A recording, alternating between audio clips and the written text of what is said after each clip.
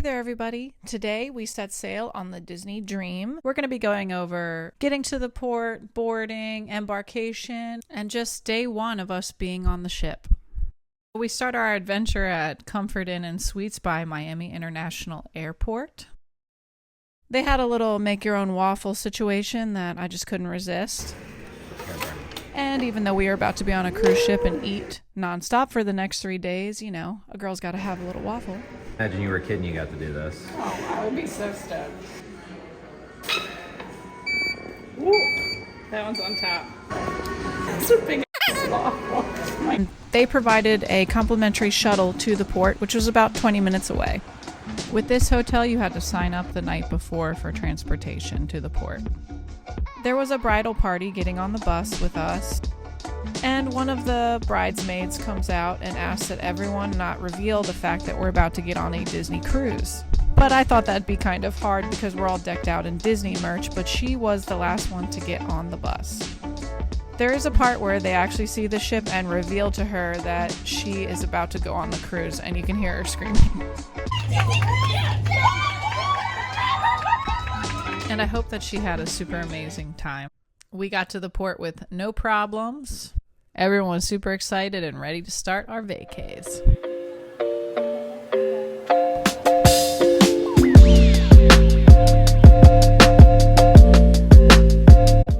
Getting through security took about 10-15 minutes. It's just like airport security, not that bad. I'm struggling to get my wristband up.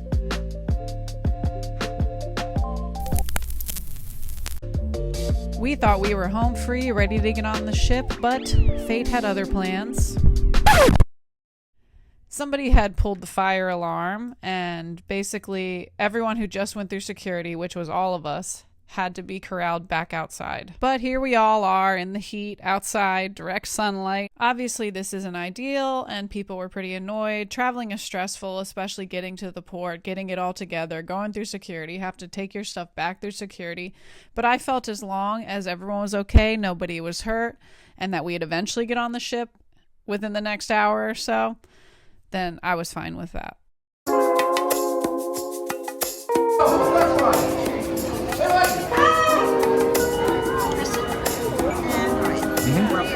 Thank you.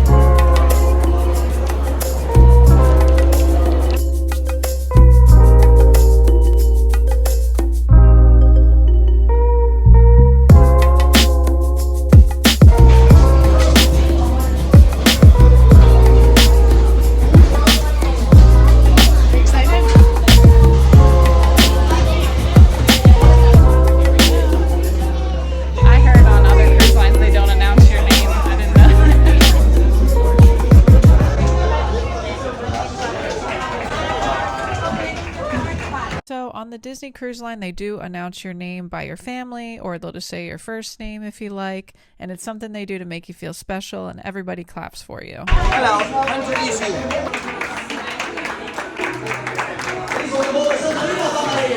I've watched many videos of the ship before I got on, but nothing compares to actually being there. It's breathtakingly beautiful. This chandelier is just gorgeous. It was crafted in northern Italy. It is plated in 24 karat gold with a total of 88,680 Swarovski crystal beads.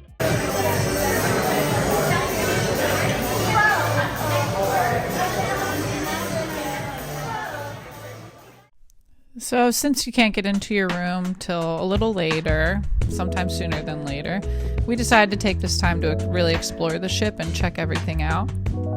I would describe the ship as very, very nautically Art Deco. The ship felt very warm and inviting because of all the wood and the warm tones.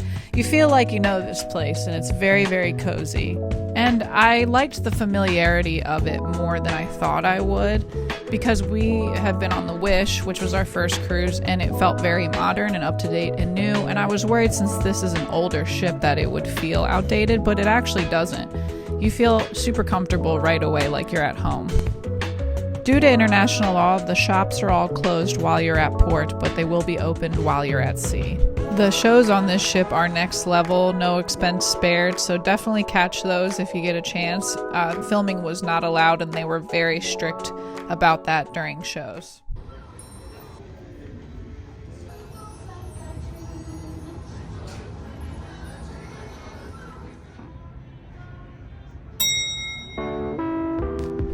What I really love about this ship and what Disney does with everything is all the details. The Disney is in the details. Everything was just completely themed out the way you would expect it to be. I really loved the moving pictures on the ship. They were kind of sprinkled throughout, but I caught myself recording some that weren't moving pictures and I was expecting them to move, so that was pretty funny. The adults only area was really beautiful, and Cove Cafe was also really cool looking. We never actually took advantage of the adults only pool. It was always full, and then at one point it was being drained.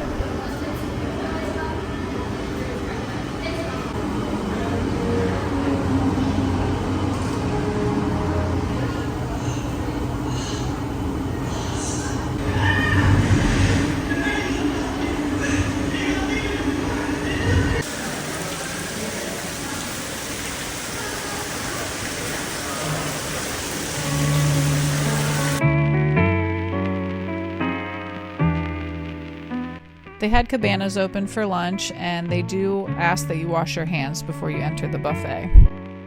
The food here was just mostly standard American fare as compared to the Wish, where it had a lot more options, a lot more international options, and was just a larger buffet in general.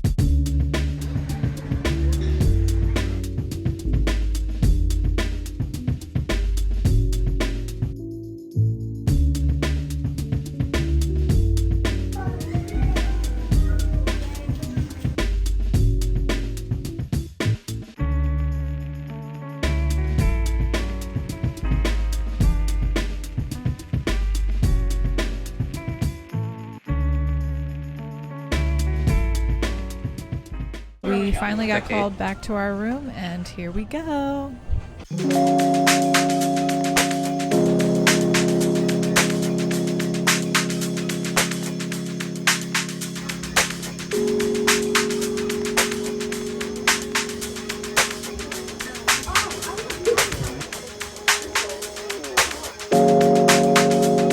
We received our Castaway Club tote bag and lanyard since we are now silver members, and since this is our second cruise. We were looking forward to that slingback bag, but I guess they just handed out so many for so many years, they just retired them. But actually this tote bag made a great beach bag on Castaway Key. Tired. I didn't know before I actually got on a ship that this Key to the World card turns on all the lights in your room. They do the typical split bathroom like they do on Disney ships, where the bathroom's in one room and the shower's in another room.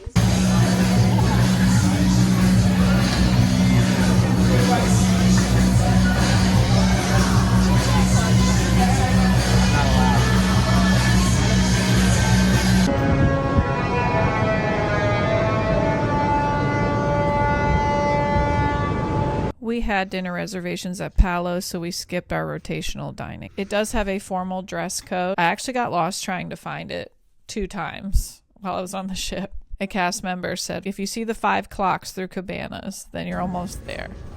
When you arrive at Palo, you'll be greeted by the host, and if there is a wait, they will seat you in the Meridian bar. Named for the imaginary global navigational lines running from the North Pole to the South Pole and inspired by the early days of sea travel, this bar overlooks the back of the ship, providing spectacular ocean views from its outdoor deck. I actually want to talk about Palo in a whole nother video because there's just too much to cover and it was a little dark to film in here. Found this really awesome Art Deco bathroom right next to Animator's palette when we were wandering around after dinner. They had so many characters on this cruise. If you're really into characters, you would love it. The gift shop is split into 2 different stores, but they are the same store, so you can pass merchandise between them. And these Donald Duck Loungeflies were super popular.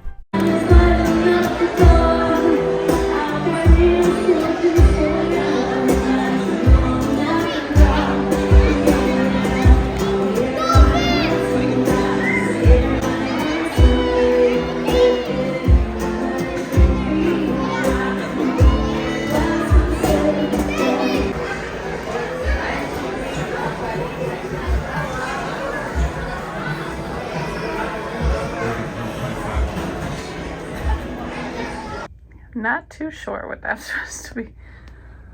Millennium Falcon, because it's May the 4th, or a crab. Stingray. I don't know.